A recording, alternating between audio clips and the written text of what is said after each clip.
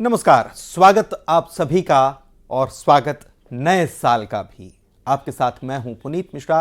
भारत में नए साल के स्वागत की एक तरफ तैयारी लोग करने में लगे हैं, तो वहीं दुनिया के अलग अलग हिस्सों से नए साल के जश्न की खबरें भी आने लगी हैं। ऑस्ट्रेलिया के सिडनी और न्यूजीलैंड के ऑकलैंड में नए साल का जश्न मनाया जा रहा है। ऑस्ट्रेलिया के सिडनी और ऑकलैंड में नए साल की शुरुआत तो हो चुकी है और यहां पर नए साल का जश्न मनाना भी शुरू हो चुका है। लोगों ने शानदार तरीके से साल 2024 का वेलकम किया है। तस्वीरें आपको दिखा रहे हैं किस तरीके से सिडनी में ये नए साल का जश्न साल 2024 का वेलकम किया गया है। बहुत शानदार आतिशबाजी यहां पर देखने को मिली। ऑकलैंड में भी जो स्काई टावर है वहां पर भी शानदार आतिशबाजी की गई है। नए साल का जश्न मनाया गया है। भारत में नए साल के जश्न का इंतज़ार या कह सकते हैं कि उल्टी गिनती शुरू हो चुकी है, क्योंकि अब से बस कुछ ही घंटों बाद नए साल का जश्न भारत में भी मनाया जाना शुरू हो जाएगा। तस्वीरें आपको टीवी स्क्रीन पर देख पा रहे हैं आप। दो तस्वीरें हैं, एक तरफ सिडनी की तस्वीर है, सिटी ऑफ सिडनी। आप देख सकते हैं ऑस्ट्रेलिया में कैसे शानदार जश्न मनाया गया, और दूसरी तरफ ऑकलैंड की तस्वीर आपको हम दिखा रहे हैं, जहां पर न्यूजीलैंड का ये स्काई टावर जो है, यहाँ हर साल सबसे पहले नया साल ऑकलैंड में ही आता है। और न्यूजीलैंड की ये तस्वीर स्काई टावर में देखिए कितनी बेहतरीन आतिशबाजी कर रंगारंग नए साल का स्वागत, साल 2024 का स्वागत किया गया।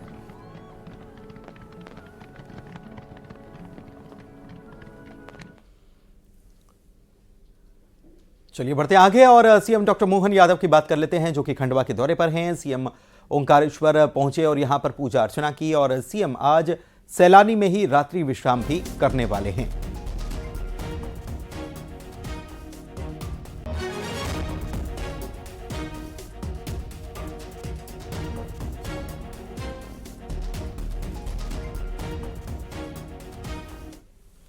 और इससे पहले सीएम डॉक्टर मोहन यादव भोपाल के अटल बिहारी वाजपेयी सुशासन एवं नीति विश्लेषण संस्थान गए थे। सीएम ने पुस्तकालय, बैठक कक्ष, लेक्चरर हॉल का निरीक्षण किया और संस्थान की कार्य प्रणाली की भी जानकारी उन्होंने ली। इस मौके पर संस्थान के अधिकारी भी मौजूद रहे।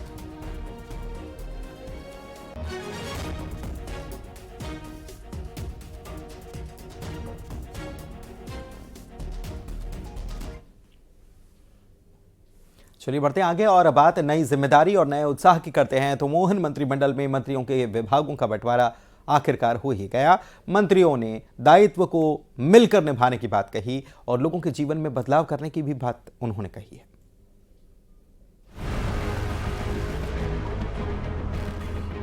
मध्य प्रदेश में मंत्रियों के विभागों का बंटवारा कर दिया गया है। डिप्टी सीएम जगदीश देवड़ा को वाणिज्य और सांख्यिकी विभाग की जिम्मेदारी मिली है। देवड़ा ने प्रदेश के विकास करने की बात की और साथ ही कर्ज लेने की आलोचना का भी जवाब दिया। कर्जा हमेशा होता है, कर्जा चुकाते भी हैं, नियम प्रक्रिया से कर्जा लेते हैं। ऐसी कोई हिंदुस्तान में सरकार नहीं, कोई प्रदेश की जो कर्जा नहीं लेती हो। कर्जा लेना बुरी बात नहीं है। परिवार में भी जरूरत पड़ती तो कर्जा लेते हैं। कर्जा लिया तो कर्जा लेकर के हमने विकास किए। उधर राकेश शुक्ला को मोहन मंत्रिमंडल में नवकरणीय ऊर्जा विभाग की जिम्मेदारी मिली है। उन्होंने कहा कि नवकरणीय ऊर्जा पीएम मोदी का ड्रीम प्रोजेक्ट है और प्रदेश में सौर ऊर्जा की अपार संभावनाएं हैं। इस दिशा में काम किया जाएगा। मोदी जी का ड्रीम प्रोजेक्ट है और वो चाहते हैं कि आज की तारीख में कोयला से जो पर्यावरण को कैसे पर्यावरण से रक्षा हो, देश की प्रदेश की पर्यावरण से नुकसान ना हो, इसके लिए कहीं ना कहीं सौर ऊर्जा की तरफ सब लोगों का उन्होंने पूरा ध्यान लगाया है। और मैं इतनी केवल कहूँगा कि जो पार्टी ने, वरिष्ठ नेतृत्व ने जो विश्वास दिलाया है, हमारे ऊपर किया है, तो इसको लेके हम अभी और इसको अंदर तक जाएंगे। जहाँ जहाँ हमारे यहाँ प्रोजेक्ट हैं उनको भी देखेंगे। मंडला विधायक और कैबिनेट मंत्री संपतिया उइके को लोक स्वास्थ्य यांत्रिकी विभाग की जिम्मेदारी दी गई है।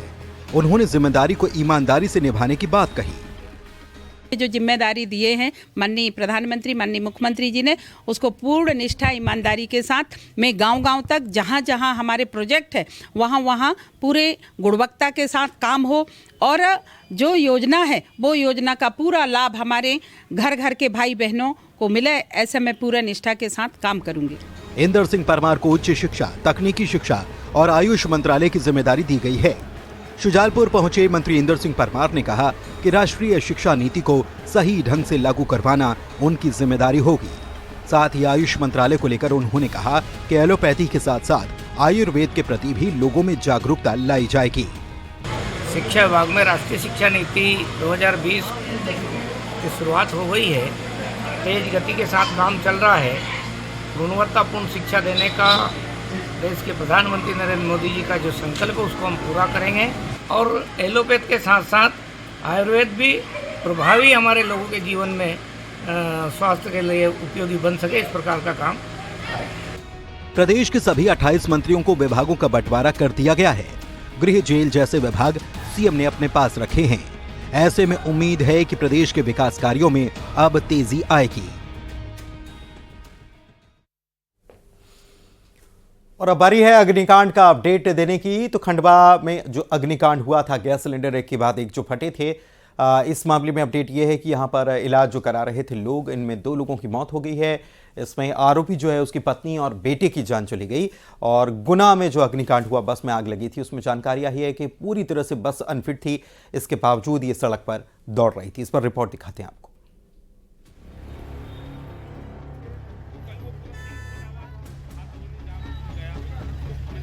खंडवा अग्निकांड की आंच अब भी लोगों को डरा रही है। गैस गोदाम में हुए एक के बाद एक धमाके अब भी लोगों की नींद हराम किए हुए हैं।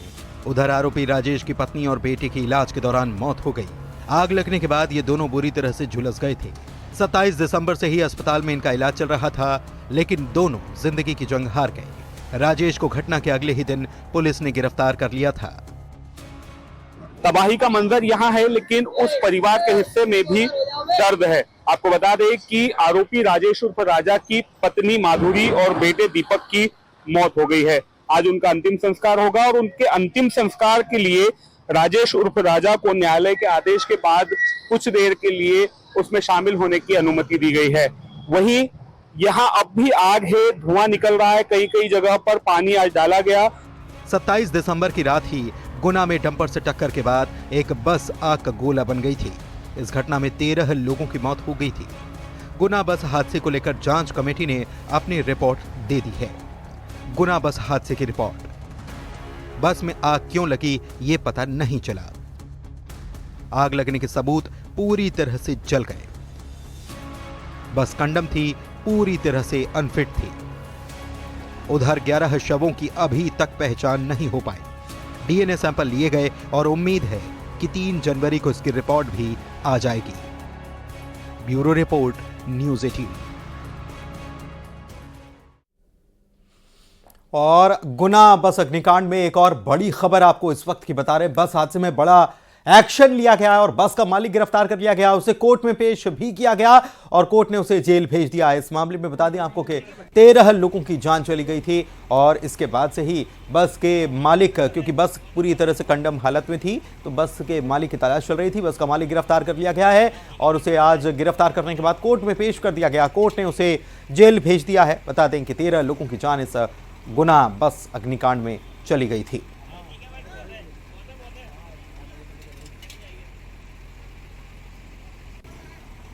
तो पुलिस ने लक्ष्मीगंज इलाके से इसे गिरफ्तार किया है, न्यायालय में पेश किया गया और कोर्ट ने उसे जेल भेज दिया है। गुना बस अग्निकांड जिसमें 13 लोगों की मौत हो गई थी और 11 लोग जो हैं उनके अभी तक जो इस हादसे में मारे गए उनका अभी तक उनकी शिनाख्त नहीं हो पाई है और उनके डीएनए सैंपल जो हैं वो लिए गए हैं ताकि परिजन जो दावा कर रहे हैं वो उसे मिलान किया जा सके। इधर इस मामले में अपडेट ये है कि 13 लोगों की जान जो गई थी, इस मामले का आरोपी जो बस मालिक है उसे गिरफ्तार कर लिया गया, जेल उसे भेज दिया गया है। बात सीहोर की करते हैं, जहां के भैरुंदा शहर के बाजार में चलती स्कूटी में अचानक से आग लग गई और हड़कंप मच गया। यह घटना स्कूटी में सवार जो व्यक्ति थे उनको हालांकि कोई नुकसान नहीं हुआ, लेकिन स्कूटी पूरी तरह से जलकर खाक हो गई। स्थानीय लोगों ने जलती स्कूटी पर पानी डालकर आग को काबू में कर लिया। लोगों की मदद की वजह से एक बड़ी दुर्घटना यहां पर टल गई। तस्वीर आपको दिखा रहे हैं।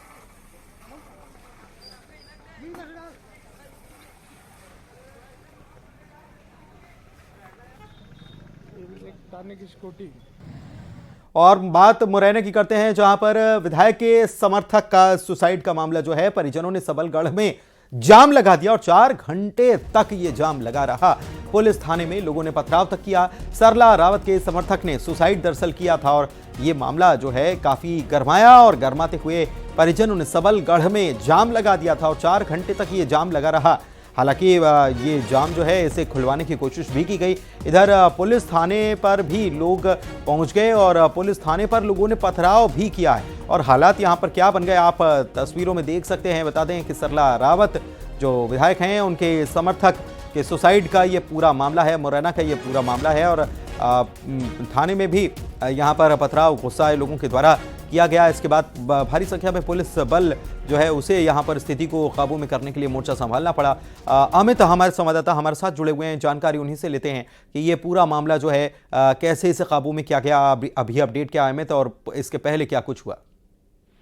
देखिए पुनीत, बिल्कुल आपको बता दूं कि ये कमल रावत नाम का व्यक्ति था। इसको लेकर के 2 दिन पहले एक सपन सिंह जादौन ने वीडियो वायरल किया था सोशल मीडिया पर और उसने कहा था, कमल रावत पर आरोप लगाया था कि कमल रावत ने मेरी मां को लेकर के अश्लील टिप्पणी की है और उसने मेरे प्लॉट पर कब्जा कर लिया है। इसी वीडियो से तंग आकर के जो मृतक है उसके बेटे ने आरोप लगाया है कि जो सपन सिंह रावत था उन्होंने हत्या की है और पेट से फिर सबको लटका दिया है। तो इसी को लेकर के मृतक के परिजन है सुबह से ही सबको नहीं उतारने दे रहे थे। पुलिस कोशिश कर रही थी सबको फंदे से उतारने की, लेकिन सबको नहीं उतारने दिया और आक्रोशित परिजनों ने पहले तो सबलगढ़ कस्बे में जाम लगाया। फिर उसके बाद जब मामला दर्ज नहीं किया गया तो फिर उन्होंने थाने पर आकर के हंगामा कर दिया। इस दौरान पथराव भी करने की खबर मिल रही है, लेकिन जिस तरीके से सुबह से फंदे से सबको नहीं उतारा गया और अब पथराव होने के बाद सबको फंदे से उतारा है और मर्ग कायम करके फिलहाल पुलिस जांच कर रही है। जांच के बाद ही मामला दर्ज किया जाएगा कि आखिर हत्या हुई है या सुसाइड किया है। इन सभी बिंदुओं को लेकर के पुलिस जांच कर रही है, लेकिन 5 से 6 घंटे तक जाम लगा रहा है। उसके बाद अब जाकर के सबको फंदे से उतारा है। पुनीत, शुक्रिया आपका इस जानकारी के लिए अमित, और इस बड़ी खबर पर आप नजर बनाए रखिएगा आगे भी।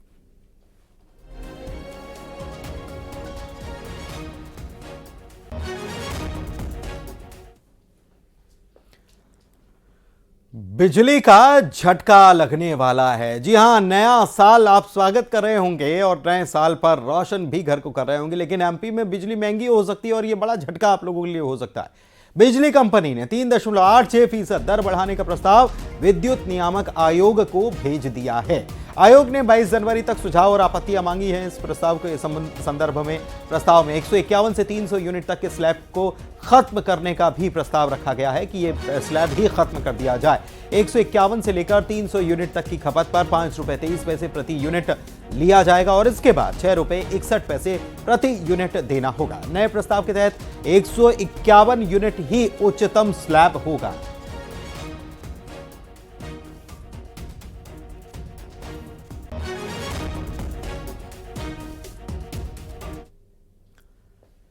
और भोपाल में बीआरटीएस को हटाने के लिए जो पहले तय हो चुका है कि इसे हटाया जाएगा, इसका प्लान भी निगम ने अब तैयार कर लिया है। 3 चरणों में बीआरटीएस का ये कॉरिडोर जो है इसे हटाया जाएगा। इसको लेकर मुख्य सचिव से चर्चा हो चुकी है और जल्द ही प्रस्ताव को सीएम डॉक्टर मोहन यादव के सामने रख दिया जाएगा। उनकी मंजूरी मिलने के बाद बीआरटीएस का ये कॉरिडोर जो है इसको हटाने का काम भी शुरू कर दिया जाएगा।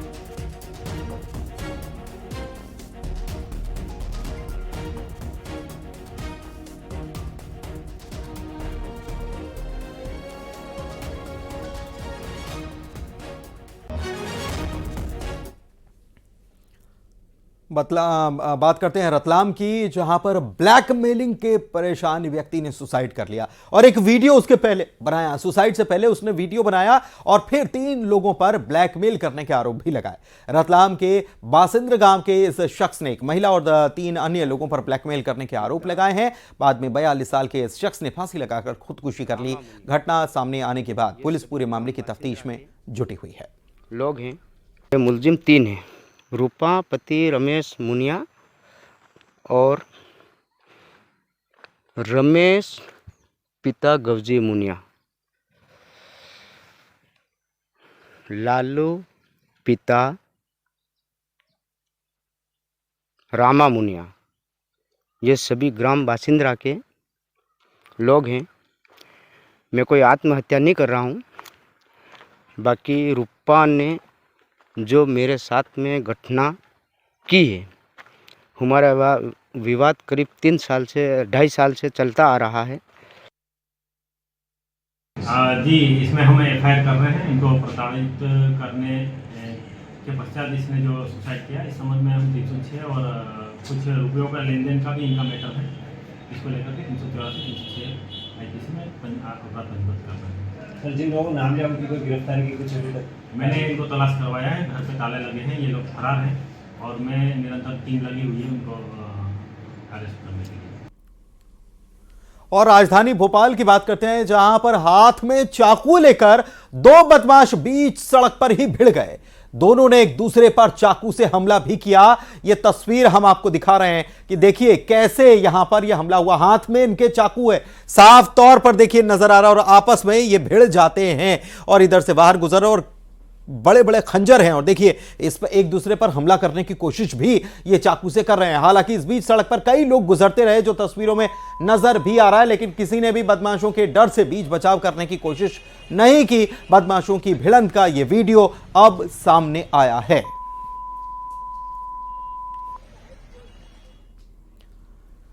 हिट एंड रन कानून के विरोध में एमपी के कई शहरों में प्रदर्शन हुए हैं। इंदौर में प्रदर्शनकारियों की पुलिस से झड़प तक हो गई और कानून का विरोध कर रहे ड्राइवर्स ने कानून में संशोधन की मांग रखी है। इस कानून के विरोध में श्योपुर में भी प्रदर्शन किया गया। कानून में हिट एंड रन के लिए 7 लाख रुपए जुर्माना और 10 साल की सजा का प्रावधान किया गया है। ऑटो, बस और ट्रक ड्राइवर्स की हड़ताल से लोगों को परेशानी का सामना भी करना पड़ा है।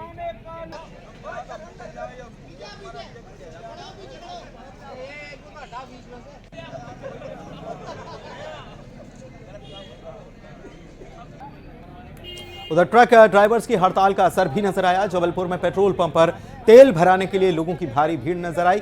हड़ताल की दरअसल वजह से पेट्रोल और डीजल की सप्लाई पर असर पड़ा और इस वजह से भारी भीड़ यहां पर देखने को मिली। कानून को लेकर जबलपुर की पेट्रोलियम कंपनियों में लगे टैंकर चालकों ने हड़ताल कर दी है। उस हड़ताल का यह असर है कि पेट्रोल पंपों में लोगों की भीड़ जुटी हुई है, क्योंकि लोगों को अब ये डर है कि यह हड़ताल कब खत्म होगी, इसका कोई निश्चित समय नहीं है और इसी वजह से लोग डरे हुए हैं और पेट्रोल पंप में पेट्रोल लेने के लिए पहुंच रहे हैं। ये भीड़ जो है न सिर्फ इसी पेट्रोल पंप है बल्कि जबलपुर के तमाम पेट्रोल पंपों में देखने को मिल रही है। लोगों से बात करने की कोशिश करेंगे। क्या कहेंगे भाई साहब, ये भीड़ जो है क्या वजह है, आप अचानक में इतनी भीड़ यहाँ पर दिख रहे हैं? पेट्रोल की हड़ताल है, अगवा है, ड्राइवर हड़ताल पे हैं, सब ड्राइवर सारे हड़ताल पर हैं। कितनी परेशानी होती है सर अगर हड़ताल? क्या कहेंगे? बहुत दिक्कत हो रही है सर। पेट्रोल पंप सभी पेट्रोल पंप बंद हो गए हैं। अब सबसे यूज ज़्यादा गाड़ियों ही का होता है। कहीं ना कहीं वजह साफ है कि काला कानून जिसे कहा जा रहा है, यानी जो हिट एंड रन को लेकर के सरकार ने कानून बनाया है, सड़क हादसों पर रोक लगाने के लिए जो कानून बनाया है, उसकी वजह से टैंकर चालक हड़ताल पर चले गए और यही वजह है कि पेट्रोल पंपों में पेट्रोल डीजल की किल्लत होने की आशंका के चलते ये पूरी भीड़ लगी हुई है। फिलहाल जबलपुर के सभी पेट्रोल पंपों में तस्वीरें इसी तरह की हैं जो देखने को मिल रही हैं। लोग पेट्रोल भरवाने के लिए पेट्रोल पंप में पहुंच रहे हैं, जिसके कारण ये भीड़ बढ़ी हुई है। पवन पटेल, न्यूज़ 18 जबलपुर। इधर अयोध्या की बात कर लेते हैं, जहां पर राम लला की प्राण प्रतिष्ठा होनी है और इस समारोह को लेकर धार में भी उत्साह देखा जा रहा है। राष्ट्रीय स्वयंसेवक संघ के लोग घर घर जाकर लोगों को पीले चावल देकर निमंत्रण देने की तैयारी कर रहे हैं और इसके लिए संघ ने कई टोलियां बना दी हैं। संघ ने कई टोलियां बनाई जो कि लोगों को घर घर जाकर प्राण प्रतिष्ठा समारोह का निमंत्रण सौंपेगी। साथ ही धार के सभी मंदिरों में सजावट की जाएगी। प्राण प्रतिष्ठा समारोह के दौरान धार के मंदिरों में पूजा कर प्राण प्रतिष्ठा समारोह भी मनाया जाना है।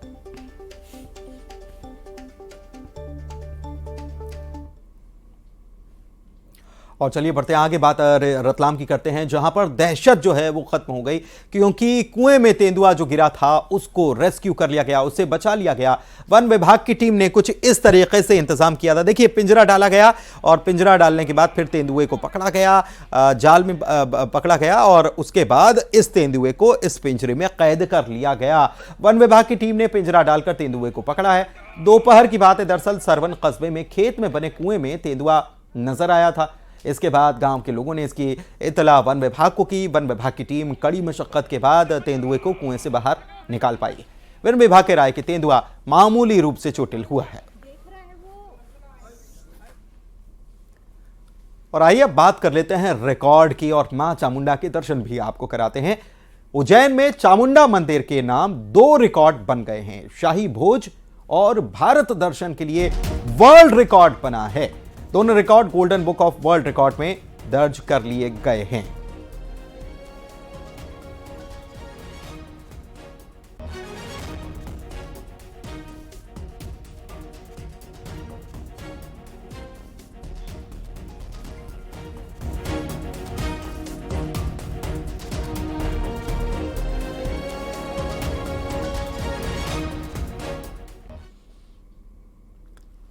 और आइए अब देखते हैं खबरों का 2020।